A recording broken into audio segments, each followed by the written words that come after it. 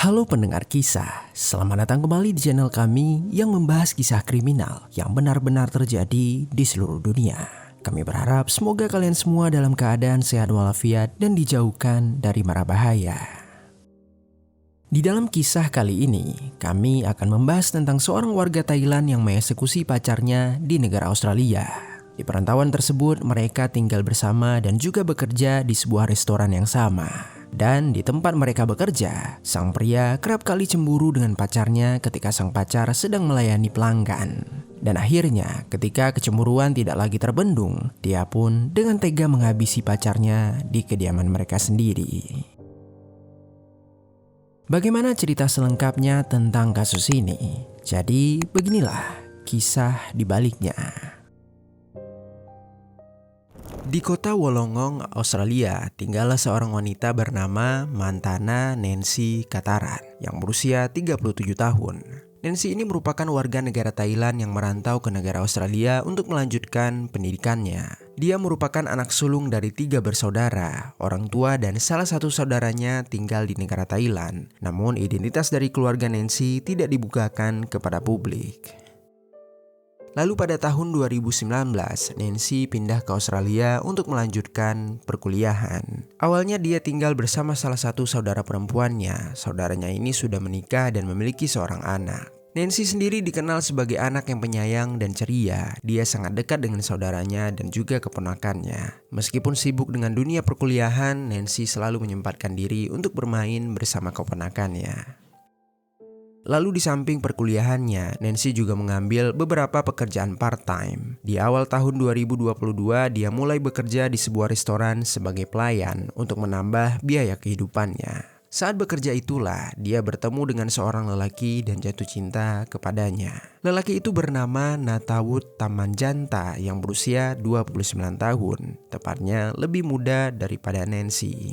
Seperti halnya Nancy, Natawut ini juga merupakan warga negara Thailand yang merantau ke Australia. Di negara tersebut dia juga melanjutkan pendidikannya, namun setelah lulus dia memutuskan untuk menetap di sana untuk bekerja sebagai seorang koki di sebuah restoran masakan khas Thailand. Kemudian pada bulan September tahun 2022, Nancy dan Natawut yang telah beberapa lama dekat, mereka pun resmi menjadi sepasang kekasih. Setelah menjadi sepasang kekasih, Nancy pun pindah dari rumah saudaranya untuk tinggal bersama Natawut. Keduanya memulai kehidupan bersama meskipun belum terikat pernikahan. Lalu di tempat kerjanya, Nancy memiliki reputasi yang bagus. Dia dikenal sebagai wanita yang ceria. Dia selalu melayani para pelanggan dengan ramah dan sambil tersenyum. Nancy juga tak pernah mengeluh dan selalu memperlakukan teman kerjanya dengan baik. Namun sayangnya, hal ini berbeda dengan Natawut. Natawut ini memiliki reputasi yang tidak terlalu bagus. Dia dikenal sebagai seorang pecandu alkohol yang seringkali kesulitan mengatur emosinya. Dia bahkan pernah ketahuan meminum minuman keras saat sedang bekerja. Reputasi Natawut yang buruk ini juga diketahui oleh Nancy. Awalnya, hal itu sempat membuat Nancy ragu untuk menjalin sebuah hubungan dengan Natawut. Namun, keraguan itu perlahan hilang saat dia merasakan bagaimana Natawut bersikap baik kepadanya. Saat di awal hubungan mereka, Natawut ini selalu bersikap lembut dan juga sabar. Lalu setelah keduanya tinggal bersama, sifat lembut dan penyabar itu perlahan-lahan mulai memudar. Natawut mulai sering marah dan posesif kepada Nancy. Dia sering kesal saat Nancy lama membalas pesannya, ataupun saat Nancy bersikap ramah kepada pelanggannya. Natawut juga menjadi lebih sering mengatur Nancy. Dia kerap kali mengomentari pakaian-pakaian yang digunakan oleh Nancy, dan seringkali dia melarang Nancy menggunakan pakaian-pakaian yang tertentu. Tak hanya itu, dia juga melarang Nancy untuk menemui saudaranya ataupun bermain dengan keponakannya. Natawut beralasan kalau saudara Nancy itu adalah seseorang yang sangat aneh. Dia selalu menanyakan hal-hal yang tidak jelas kepada Natawut, sehingga membuat Natawut merasa risih. Semua hal ini akhirnya membuat Nancy menjadi stres. Dia merasa lelah karena terus-menerus diatur oleh Natawut. Dia juga merasa sedih setiap kali Natawut marah dan mulai main tangan kepadanya. Namun kesedihan dan rasa stres itu akan berubah menjadi rasa kasihan. Karena setiap kali Natawut hilang kendali, Natawut ini akan selalu meminta maaf kepada Nancy. Setelah itu dia akan bersikap manis kembali kepada Nancy. Permintaan maaf yang tulus itu kemudian membuat Nancy merasa tak tega. Dia merasa kalau Nataud benar-benar menyayanginya. Hanya saja Nataud sedang berada dalam kesulitan sehingga hilang kendali. Nancy juga merasa sebagai kekasih, dia seharusnya ada untuk Nataud di saat-saat masa Nataud sulit. Selain itu, perlakuan baik Nataud ini juga membuat Nancy berpikir kalau sebenarnya Nataud adalah orang yang sangat baik. Hanya saja keadaan yang membuatnya menjadi keras. Nataud memiliki masa kecil yang sulit. Ayahnya adalah seorang polisi dan ibunya adalah seorang guru. Keduanya sibuk bekerja sehingga Nataud seringkali ditinggal seorang diri di rumahnya. Hal itu membuat Nataud merasa kesepian. Demi mencari perhatian orang tuanya, dia mulai terjerumus ke dalam pergaulan yang sangat buruk. Nataud mulai mengonsumsi obat-obatan terlarang dan juga banyak meminum minuman keras. Namun hal itu tidaklah membuat orang tua Nataud memperhatikannya, tetapi hal itu malah membuat mereka semakin marah kepada Nataud dan sekaligus mengabaikannya. Pengabaian itu seketika membuat Nataud semakin sedih. Dia pun menjadikan barang-barang haram tersebut sebagai pelariannya. Lalu memasuki usia 20 tahunan, Nataud saat itu memutuskan untuk meninggalkan rumah untuk pergi ke negara Australia. Dia berencana untuk memulai hidup baru di sana, belajar, dan kemudian mencari pekerjaan. Meskipun sudah berhasil mendapatkan pekerjaan tetap, Nataud masih merasa kesepian karena tak memiliki seorang pun di sisinya. Lalu setelah berhubungan dengan Nancy, barulah Nataud merasakan kehidupannya sudah terasa lengkap. Dia tak lagi seorang diri di dunia ini. Karena mengetahui semua cerita itu, Nancy merasa dia tak bisa meninggalkan Nataud begitu saja. Meskipun Nataud telah berkali-kali menyakiti dirinya baik secara fisik maupun secara mental. Singkat cerita, pada tanggal 18 Desember tahun 2022, tepatnya sekitar jam 8 malam. Nancy sedang melayani pelanggan seperti biasanya. Namun dia tidak mengetahui ketika itu Nataud sedang mengawasinya dari area dapur. Nancy tak memperdulikan keadaan sekitar dan melayani pelanggan sebaik mungkin. Dia tersenyum dengan ramah dan sedikit berbincang sambil melayani. Melihat cara Nancy melayani pelanggan tersebut seketika membuat Nataud menjadi cemburu. Nataud merasa seakan-akan Nancy dan pelanggan tersebut sedang saling menggoda. Saat melihat keduanya mengobrol kemudian tertawa, seketika membuat Nataud memiliki pikiran yang liar. Nataud mulai berpikir kalau pelanggan tersebut adalah selingkuhan dari Nancy. Hal ini bukan pertama kalinya pikiran seperti itu muncul di kepala Nataud. Sebelumnya Nataud juga sudah sering menuduh Nancy berselingkuh dengan pelanggan restoran. Nataud bahkan pernah mendapat surat teguran dari pihak manajemen karena pernah memukuli Nancy saat dia melihat Nancy tersenyum kepada pelanggan. Seakan tak belajar dari kesalahan tersebut, Nataud kembali berpikir kalau Nancy telah mengkhianatinya. Nataud merasa marah, namun untuk menekan kemarahannya, dia meminum sebuah wine yang sebelumnya sudah dia beli. Dia meminum minuman keras tersebut langsung dari botolnya, tanpa memperdulikan peringatan yang diberikan oleh rekan kerjanya. Lalu begitu Nancy kembali ke dapur, Nataud langsung menghampiri Nancy dan memukul bahu Nancy. Dengan lantang, Nataud berteriak dengan menuduh Nancy memiliki selingkuhan. Nancy yang sudah hafal dengan tingkah laku Nataud itu mencoba untuk tetap tenang. Dia meminta Nataud untuk kembali bekerja dan tidak membuat masalah. Namun Nataud sama sekali tidak mendengarkan apa yang dikatakan oleh Nancy. Dia malah kembali mencoba untuk memukul Nancy. Namun untungnya rekan kerja yang lain langsung menghentikan Nataud. Mereka menahan Nataud sehingga Nataud tak bisa menyakiti Nancy. Rekan kerjanya menarik Nataud menjauh dari Nancy dan berusaha untuk menenangkan pria itu. Lalu Nancy yang menyadari kalau Nataud sudah sangat mabuk, dia pun memutuskan untuk membawa Nataud pulang. Dia tak ingin Nataud sampai membuat keributan lagi di restoran tersebut. Karena jika Nataud sampai membuat masalah lagi, mereka berdua bisa saja dipecat dari sana. Nancy pun meminta izin kepada manajer restoran untuk pulang lebih awal. Sama seperti Nancy, manajer restoran tak ingin ada masalah. Maka dia pun mengizinkan mereka untuk pulang. Setelah sedikit lebih tenang, Nataud setuju untuk pulang bersama Nancy. Keduanya masuk ke dalam mobil dan kemudian Nancy mengendarai mobil itu menuju rumah mereka. Lalu sesudah sampai di dalam rumah, bukannya beristirahat, Nataud malah mengeluarkan sebuah botol anggur lainnya. Kemudian dia meminumnya di ruang tamu.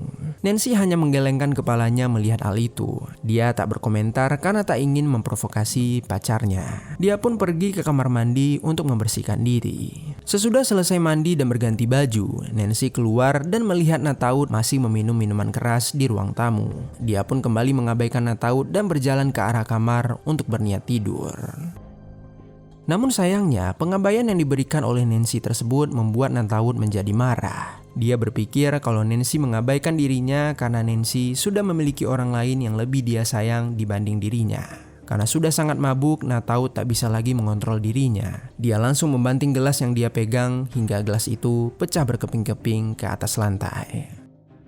Suara gelas tersebut membuat Nancy menjadi kaget. Dia langsung menghentikan langkahnya dan berbalik untuk melihat apa yang terjadi. Betapa kagetnya Nancy ketika dia melihat Nataud sudah berjalan ke arahnya dalam keadaan yang sangat marah. Begitu di hadapan Nancy, Nataud langsung meraih leher Nancy dengan kedua tangannya. Kemudian dia mendorong tubuh Nancy sampai menghantam ke tembok. Dengan kekuatan penuh dia mencekik leher Nancy hingga membuat Nancy menjadi kesulitan bernafas. Sambil tetap mencekik Nancy, Nataud berteriak kepada Nancy untuk meminta dirinya mengaku kalau dia memang telah berselingkuh. Sementara Nataud terus berbicara, Nancy berusaha keras untuk melepaskan cekikan Nataud pada lehernya.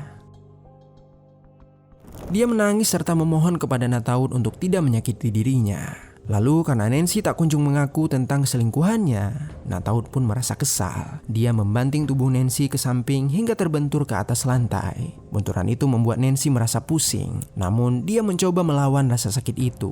Dia menyadari kalau Nataud sudah tidak bisa lagi terkendali dan dia harus segera menjauh dari pria itu. Nancy pun mengumpulkan seluruh tenaganya dan dia langsung bangun untuk berlari masuk ke dalam kamar mandi. Kemudian dia mengunci pintu kamar mandi dari dalam. Namun sangat disayangkan di saat itu, Nancy tidak membawa handphone sehingga dia tidak bisa meminta bantuan. Nancy hanya bisa berdoa dengan berharap kalau Nataud akan sadar dan akan berhenti bersikap kasar.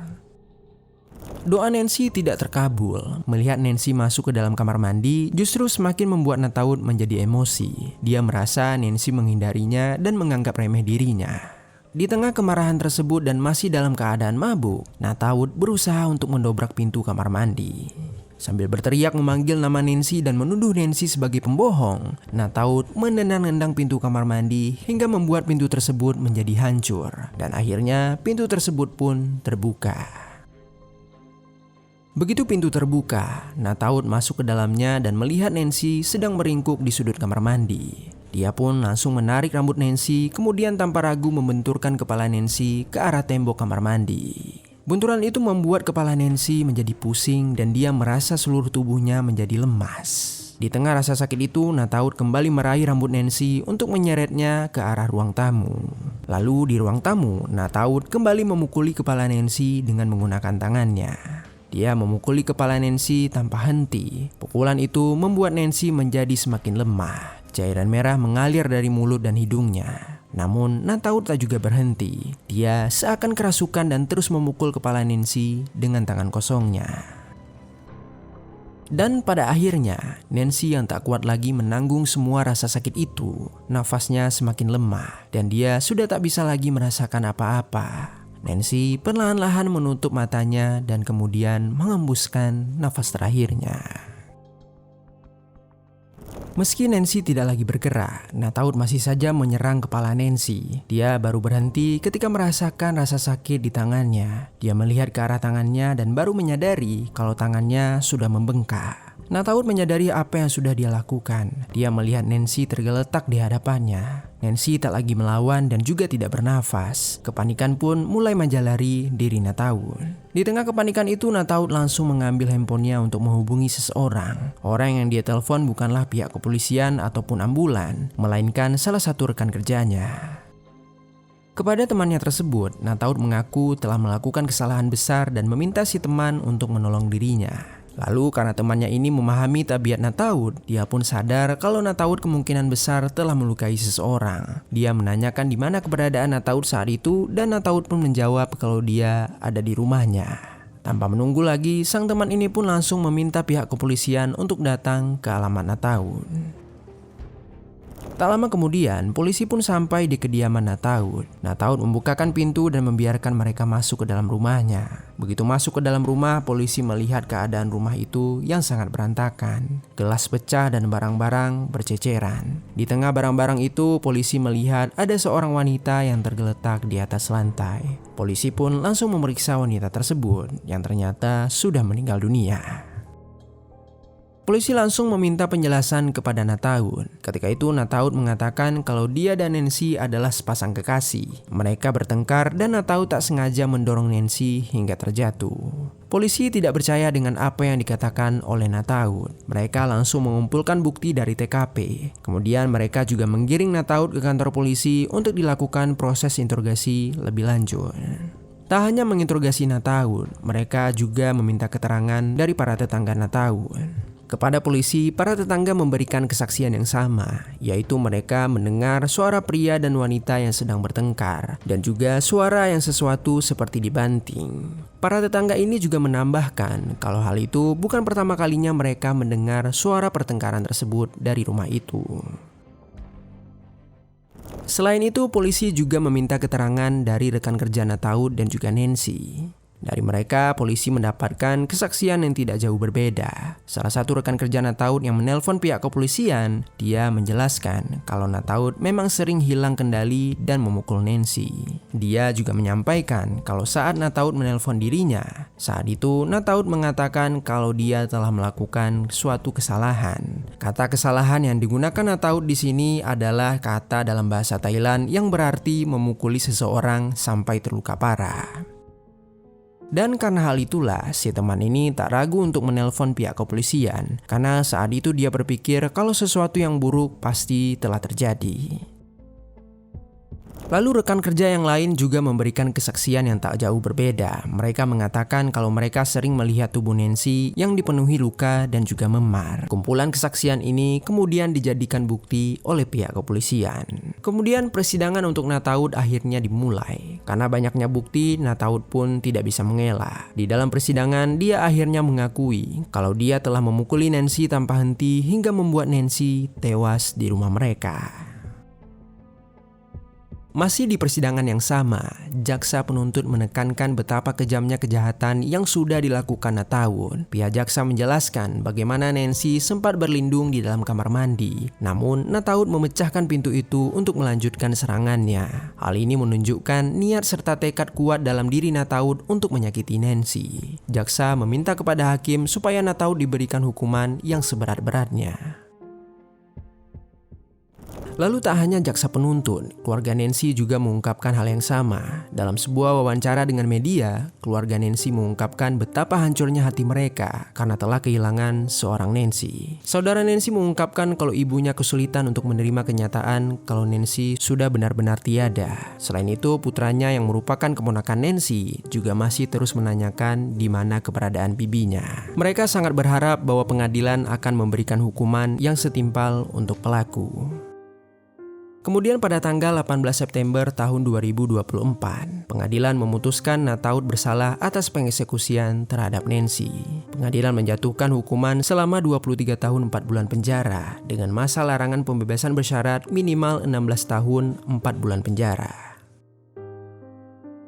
Nataud telah mendapatkan hukumannya. Kini dia akan menghabiskan sebagian besar hidupnya di dalam penjara. Meski begitu, hukuman ini tak akan bisa menghapus kesedihan keluarga Nancy begitu saja. Di dalam keluarga itu, seorang ibu dan ayah telah kehilangan putri tercinta mereka. Rasa sakit karena kehilangan ini tak akan bisa ditebus dengan apapun. Untuk itu, mari sama-sama kita doakan semoga keluarga Nancy bisa melalui penderitaan ini dan mereka dapat melanjutkan hidup yang lebih baik. Serta untuk Nancy, semoga Nancy dapat beristirahat dengan tenang di alam sana.